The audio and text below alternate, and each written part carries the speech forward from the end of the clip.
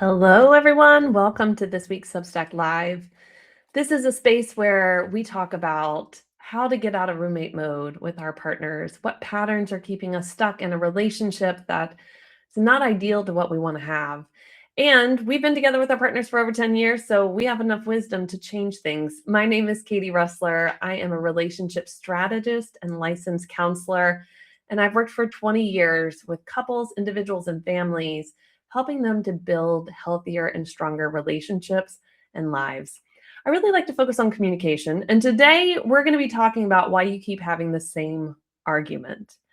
I see this weekly with the couples I work with. I see this in my own marriage. If you've been here before and listened to my lives, then you know I'm going to share my own personal stories.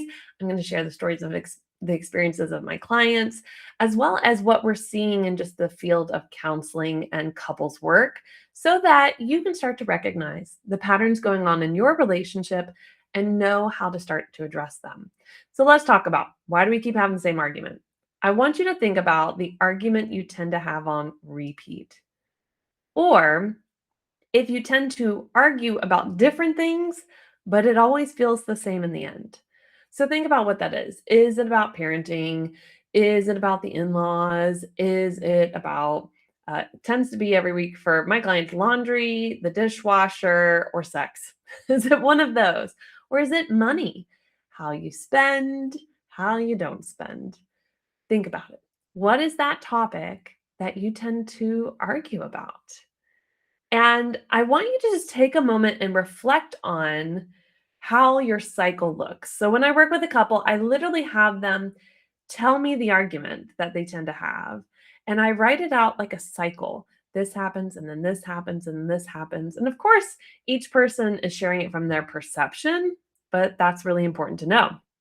So as I write out their cycle, I get to go, okay, so tell me about another argument, and they start to share it. And I will notice that there are patterns in how they're arguing because there's always something deeper going on. It isn't about the laundry or the dishes. It isn't about the parenting. It isn't about the money. There is a core issue for each of you that's different. And you're coming to every discussion and every argument with it in the back of your mind, whether you realize it or not.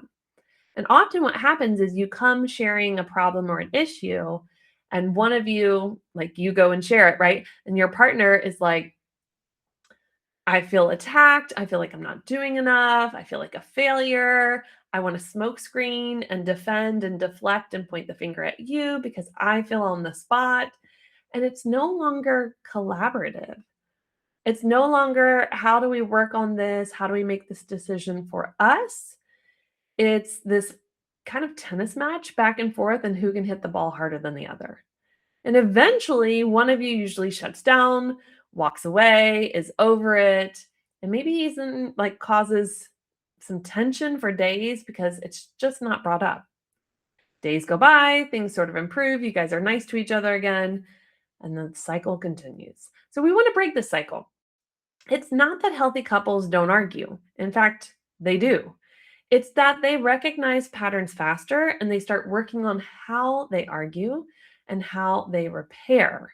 So it's really important that as we start to learn our patterns, that we recognize there are several steps along the way that we're going to be fixing. Right now, we want to look at why you keep having the same argument. Okay.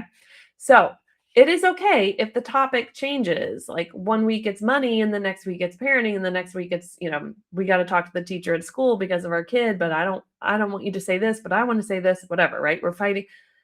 It's the pattern behind it that is really the core issue. So when we come to a discussion and it becomes an argument, we're actually arguing about more than one topic. So we have like the presenting issue, like the triggering thing, right? That thing in front, you forgot to make that phone call and schedule the appointment for the car, or you made another big purchase without asking me, right? We have that.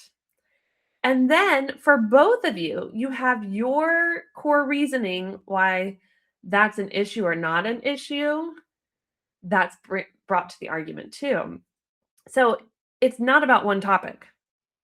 3 topics, sometimes more if you problem stack different things in there, but usually 3 topics are getting played out.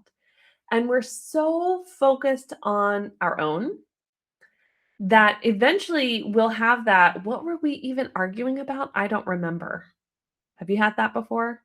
Like, what was this even about from the beginning? Like, I don't even remember. Oh, I think it was this, but, like, that's not even the issue anymore, right?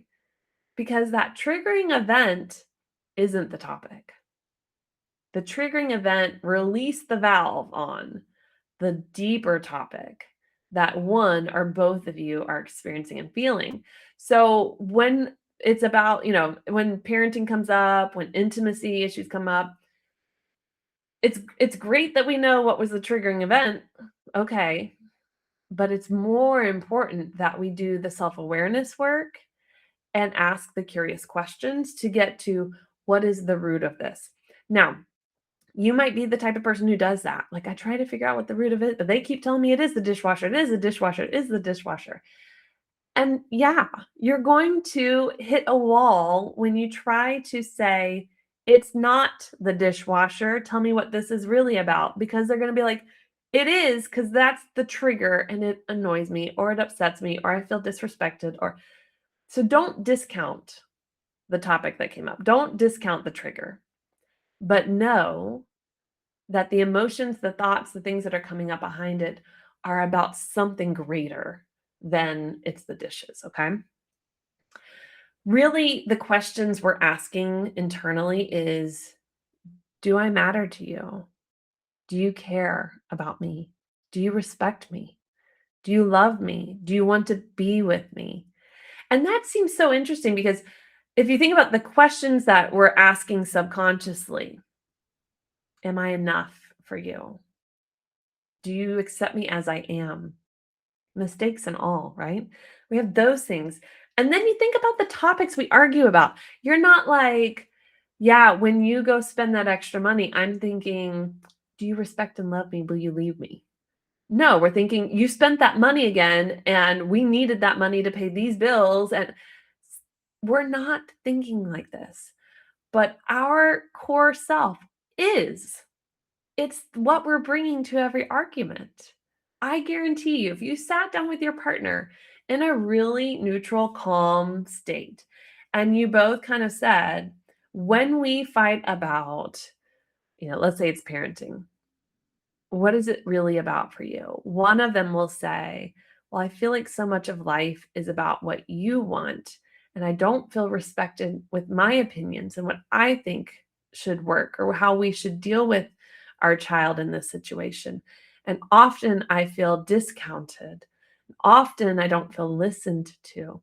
And often I don't feel like I matter. So the core question is, do I matter? Do I matter to you? Do you care about me enough that you'll listen? And for the other, it's, I'm worried about our child's future. I'm worried about how they're acting. I want us to address this because I don't want to have failed as a parent. I want to give our child the best future they can have. And I don't want it to be any issues to be because I failed. I wasn't enough. I was not capable. I didn't try. So there it is. Am I a failure? Am I worthy and capable if I make mistakes or I do something wrong for my child? Or how much control do I really have over things? It becomes these existential questions, but we panic by the argument that we have. So do you see how there are 3 topics at play? The issue, then the core questions for both of the partners that are emotionally getting kicked up, causing defensiveness, deflecting, criticism, contempt. Contempt is when we speak to our partner like they're less than. Even the dog could figure this out. When we roll our eyes at them and huff and like, seriously, anyone could figure this out. Like, what's wrong with you? That is contempt. And when we're really upset, we're annoyed, we're frustrated, we start treating our partner like a kid because we feel like we're having to remind them, we're nagging all the time, this is frustrating. We will find ourselves getting into that state of contempt. And we really have to pay attention to ourselves when we do that. Now let's talk about the repeat argument cycle and kind of the pattern that's happening. This is going to help you get really, really clear on like, okay, How, Katie, do I break this down?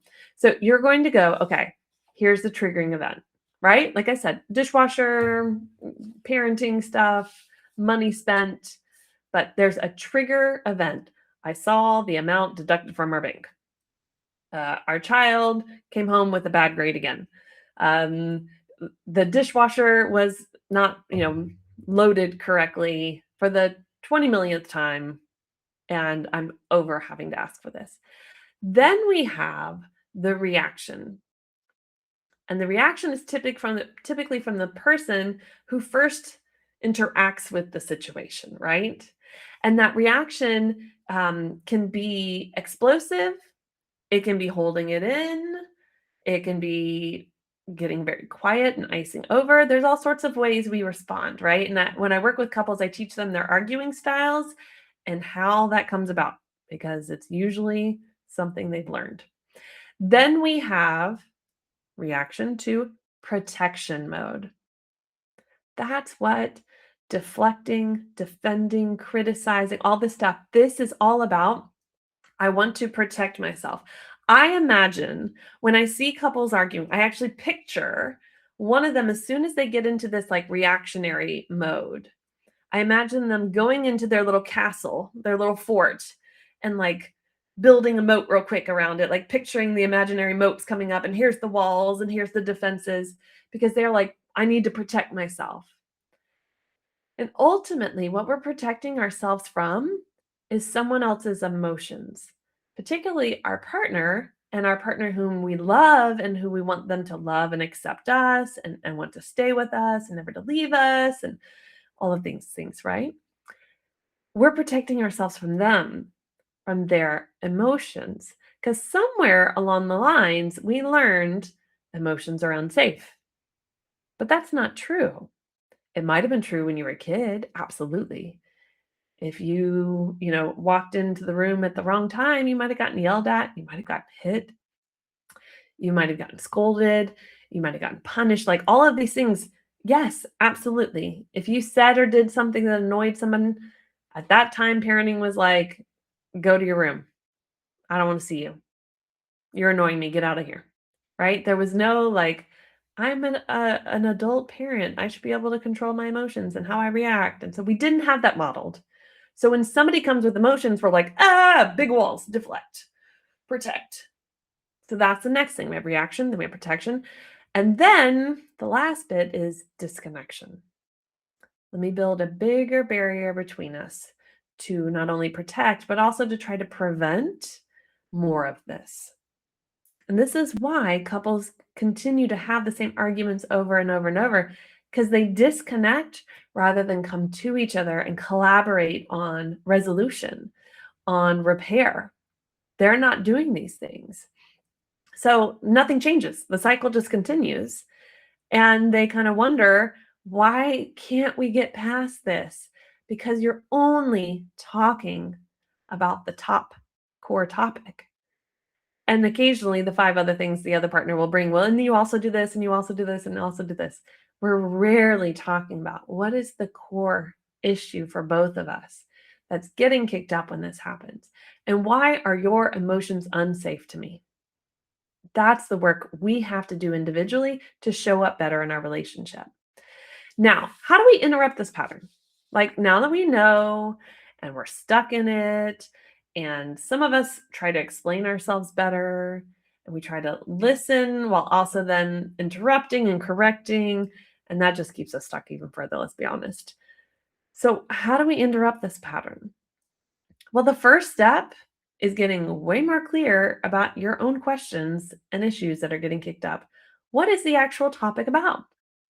Before you even try to figure out your partners, or, some of us will try to help them by telling them what we think it is because we know them so well. It's because your mother did this one thing that one time. No, no, no, no. Focus on you. That's uncomfortable sometimes. Focus on you. So as you focus on yourself, what is really the core issue? What's happening right now? What's happening for me? Why is this so important to me? And I will tell the couples I work with, before you even come and present the issue to your partner, you need to ask yourself that question. What is the real core issue here? Because yes, there are a lot of themes in the money, in sex and intimacy, in parenting that leave us feeling the same at the end of the argument. So, what is it really about that leaves us feeling the same at the end of the argument? I don't feel respected. I don't feel loved. I'm afraid you're going to leave me. I feel like I'm constantly failing, and all you do is pick it out. I feel like I'm never enough. Once you know that, you have a better starting ground for future conversations. Now, the next steps are learning how the two of you can have those types of healthy conversations. But the first piece is, how do we get there? What is it that's really this about? So ask yourself, what am I feeling? Then you can ask yourself, what might my partner be feeling? I'm in perimenopause. One of the things I have really had to face is, what is it like for my husband? That my emotions seem all over the place at times, that I'm not as like, "Yeah, sure. Yes, honey, of course I'll do that." And I'm like, "No, I don't want to. No, I don't like that." How is that for him? How is it that I'm much more opinionated, much more blunt? Gosh, if I was him, if I put myself in his shoes, not saying I should change, but if I put myself in his shoes, I would feel the same way he does. I would feel lost and angry and attacking and defensive because it's like, I don't know what's happening. Ah, deflect, right? Let me get in my castle, moat, wall. I would do the same thing. But it doesn't mean that my feelings are not valid and I should stop saying the stuff I'm saying. And maybe how I communicate it changes. But if I don't stop and go, why might my partner be feeling this way? I'm not taking a moment to really understand them. So, first we start with, why am I feeling this way? Why might my partner, and again, it's might, because at the end of the day, we need to ask them, be feeling this way? What are we both trying to protect? Because it's not the same thing usually. What are we both trying to protect?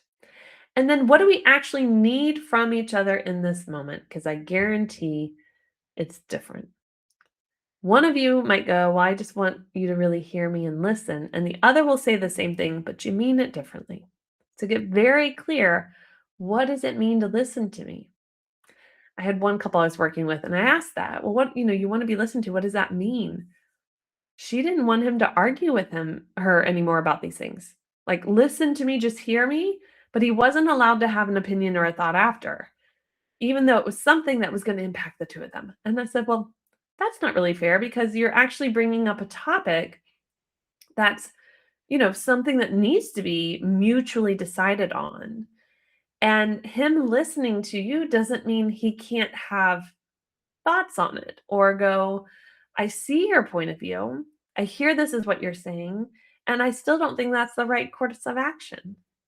So, what she needed in that moment was just agree with me and stop fighting me on it. Well, that's a bit of an ego and power control issue. That isn't really listen to me. Because truly listening to someone is listen to me, acknowledge what I said. That's it. Not agree with me, roll over and be okay with it. So be mindful. What is it that you actually need? And I like to ask, is it really realistic? Okay. Curiosity is really what helps us create connection. When we're able to say, hey, I'm noticing you're really getting upset about this. Can you share with me like what's really going on? Because I don't want us to have this fight. Like I don't want to have this bad blood between us. So like what can we do to work on that? And asking curious questions all along the way. And if your partner does not ask those curious questions back, which they may not, then you can say, would you be open to me sharing my point of view? And they more than likely are going to be like, yeah, I guess, or sure. Well, I don't know if you're going to attack me. Like, no, I'm not going to attack you. I want to share my perspective. And I like to bring things like, I'm noticing, I'd like to share my perspective, right? Because it's less about like, I'm going to tell you how it is and I'm going to, this is fact. It's just not, it's your perspective on things. Okay.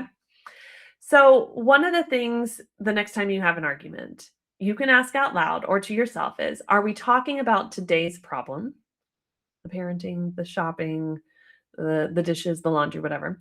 Or are we falling into our old pattern, which means there are two other topics being discussed without using those words?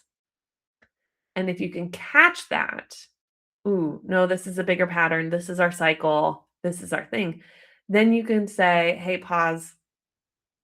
Yes, we absolutely need to resolve the parenting piece, but we're coming at it talking about something different. So let's figure out how to get some support and how to communicate with each other, right?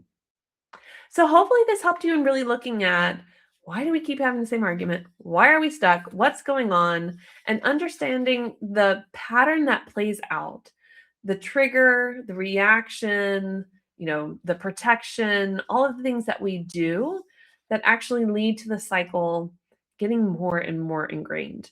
And this is what I tell all my clients, individuals, couples, families, is I think about it like a saw in a log. And if you've been like this, like big logs, a thick log, right? And you're sawing along and you've got your groove, you're in the groove. It's going to take a while to get through, but you're in your groove. What I'm asking you to do is pull it out of that groove, move it over, probably about, I live in Munich, so like centimeters, a couple centimeters, but I'd be like an inch in America, right? And now I want you to do a groove. Well, naturally, as you start to do it, you might slip back into the old groove. That's okay. Come back up. But the problem is people slip and then they go straight back in. They don't catch themselves. They don't go, hey, we want to do this differently. Let's get back in that new groove. They're like, see, it didn't work. Instead of understanding that that's sort of the process, our brain has the neural pathways. This is what we do. Here's our pattern. Here's our cycle. Back and forth, back and forth, back and forth. Hey, we want to change.